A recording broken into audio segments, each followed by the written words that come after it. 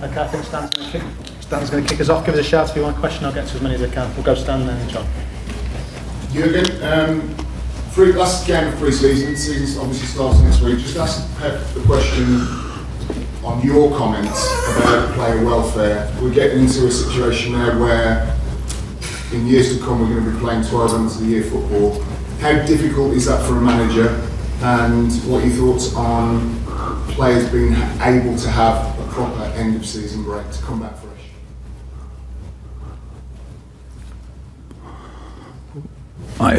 I thought I said everything about that already, but having more breaks, having period without games is not important for us manager. It's not like that. So I have enough time for everything. I don't work physically, really. That's all good. It's not about the amount of hours you work. That it's a physical work what the boys are doing. And on top, it's contact sport. Means each little, and the things we cannot judge before, but medicine and sports science is not that far, that they tell us about a player's in danger before he is in danger. And a lot of injuries happen in the moment when a player becomes tired and the body doesn't react as the body should react in that moment. And that's a problem. So how can we make sure that the boys have this time? And then people will say, and make the squad bigger. That's just not possible, because football is about a team building, and you cannot tell the players, yes, we have now 4 weeks off and we play with the other 20. That's a completely different situation. It's a lot. If we only bring 11 players together and let them play, without that kind of belief that being a better group than maybe the other team can help you win the next game, even if they are stronger. That just doesn't work. We cannot do it like this. In the biggest sports, I would say, in America, they have all these. They play a lot of games like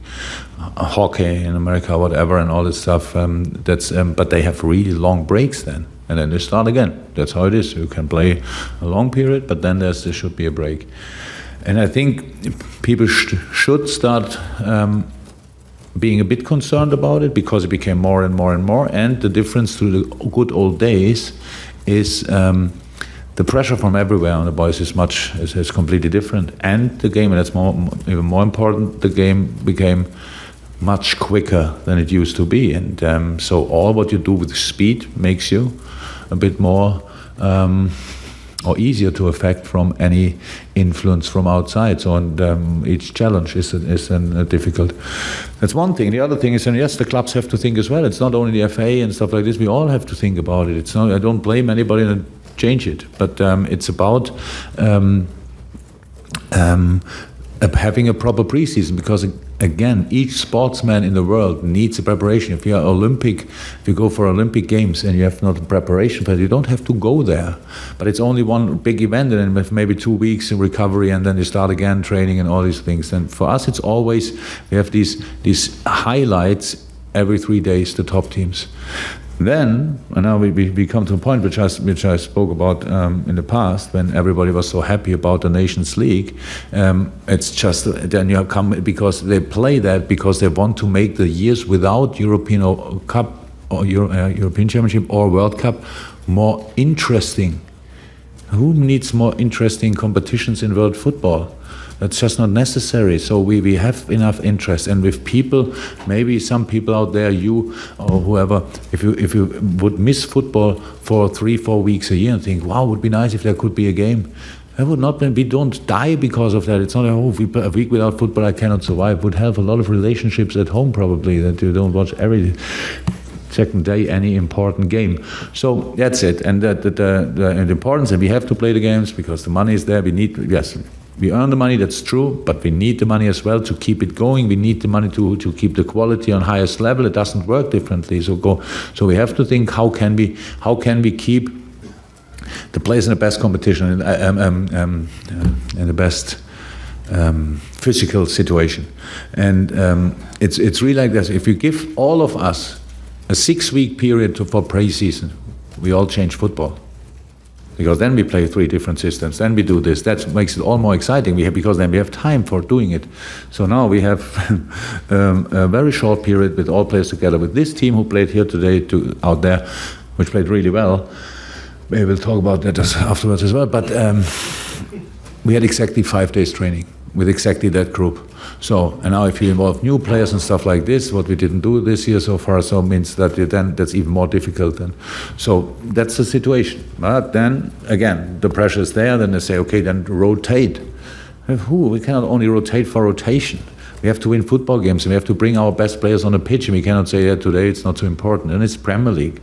Wherever you go, it's a proper fight, and good. It's good so like this. It's really good like this. That's what makes the Premier League so exciting. But on the other side, the jewels we deal with are the players. So I don't need 1 week more off a year, but the players need it. In the long term especially, that's how it is. And we have to make sure that the guys who decide about these things, that they get more and more sensitive. I'm not sure if I'm the only one who's talking about it, but I still will. Yeah, okay, but that's because and it's not about us, once again. And we ask our players for so much.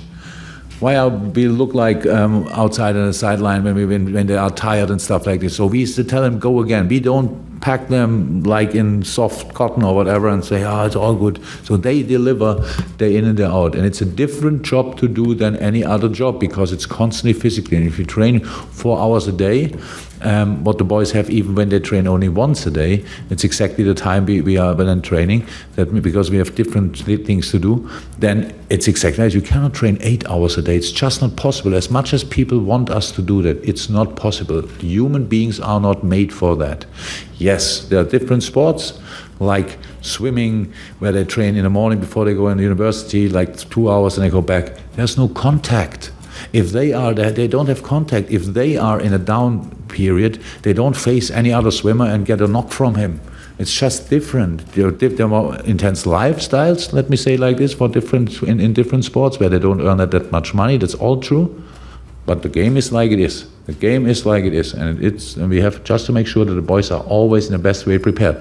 And we try everything. We try absolutely everything to make sure that that's the case. But obviously a bit of help would not be a big problem.